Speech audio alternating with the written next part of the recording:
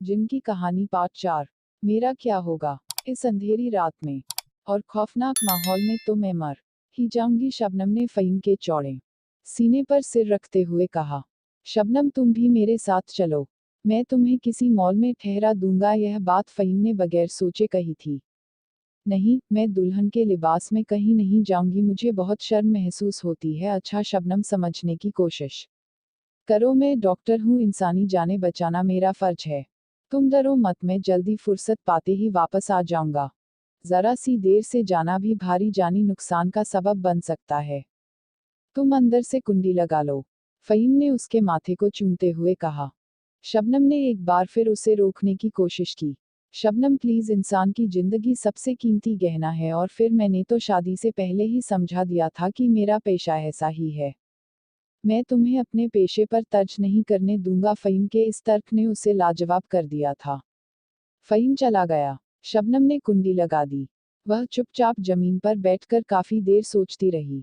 फ़हीम की नई नौकरी थी, कहीं नौकरी से निकाल न दिए जाएं। तब उसके दिल को तसल्ली मिली।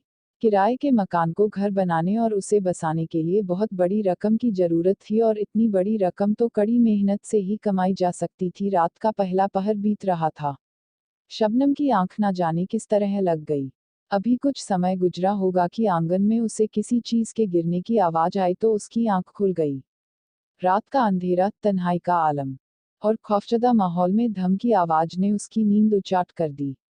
पहले तो वह समझी कि शायद वहां कोई बिल्ली होगी है, मगर दूसरी लम्हे उसके चेहरे का रंग सर्द पड़ गया, क्योंकि बरामदे के दरवाजे की कुंडी भी खुली हुई थी। अब तो उसे यकीन हो गया था कि कोई शख्स दीवार फांदकर घर में दाखिल हुआ है।